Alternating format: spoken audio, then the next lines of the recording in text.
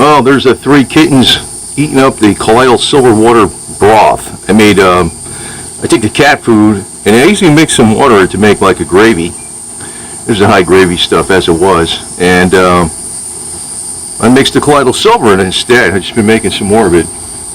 So it's getting in their water. But I figure, if it doesn't have an antimicrobial health benefit for them directly, it has a health benefit whereby the food stays fresh. In other words, they're not taking in, if the food's been out there a few hours or something, it stays 100% fresh if you have enough colloidal silver in it. That means that they're not getting microbes put into them in the first place. So, there's Feather out there. Where the hell is she? Just assume her. Here it is. She's playing around. I don't know where the hell she disappears to sometimes.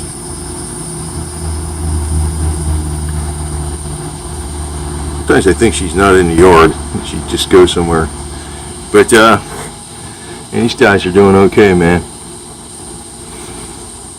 They're getting big. You can tell they're kittens, but they don't look like giant kittens anymore. They're like giant kittens. They're not like little kids anymore. They love that stuff. But I could tell that works because if I leave the food out for about 6 hours in the heat, there's like certain types of food. I think Frisky's got preservatives in it, so it doesn't really turn bad quick. But you can notice the color of the food stays like the same as when I put it in there originally. And the smell, it's got the same fresh smell. So I know this stuff really works. So they've been getting this stuff from now on. So it's a lot of work though. Right?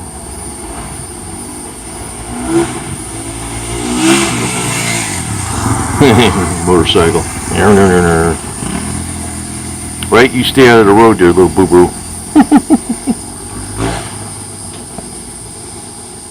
So, and I got to go look for my chain brake tool on my bike. I think, you know what? And one place I didn't check was my saddlebags. I don't know if it would be in there, but could be.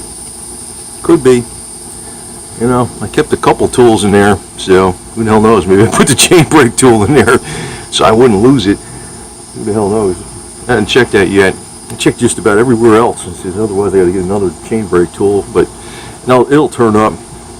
Because I got to put the 40-tooth sprocket in the rear. Now the chain probably won't be too long that I can still adjust it out. But I should probably take a link or two out of it when I do that.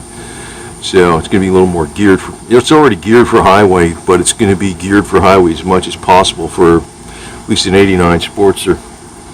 Comes stock with a 48-tooth rear sprocket and 21 in the front. So you increase the front sprocket size, you get more cruising power. The most you can go is a 23 in the front. And usually that actually is enough. But the motor's got enough torque in it, with the stuff they did to it, that I can go from the 48 to 46. So overall, I think that gives me like 14.5% difference in RPM. So whatever RPM I was doing at 65 miles an hour, that same RPM would give me 74 miles an hour. So that should be enough. Hangs out in the front steps, hopefully. You ain't go wandering anywhere, are you?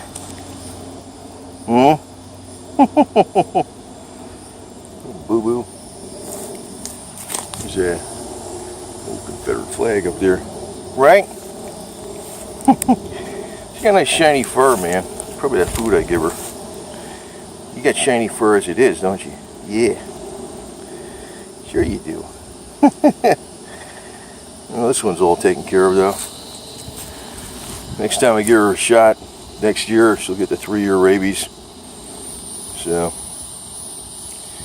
Right? You happy, cat? Yeah, she sure is. Right? She was just inside. Then she meowed to go outside. I gave her some regular chicken, like people chicken. Well, she'll love that stuff. I gave it to Gold Digger, Putin, whoever was around. But I really love that freaking chicken, Real chicken, the people fly kind. Two boo-boos. They don't really go nowhere, man. They just hang out in the yard, man. I don't really see them go anywhere, so I just figure they're pretty safe around here. They got it made. They also use their going out there. Feather. See? They play in the front yard and they play in the backyard. They play in that thing in the side where they don't really go anywhere though. I'd like to find out if these two are males or not. I know Onyx is. They're getting to be a little more climatized to me though, so, you know. Get a little closer to them, but I can't pick them up yet. But they like going in this thing I made for them. And Paws is usually in there, and Onyx is still eating as usual. He's a hungry cat.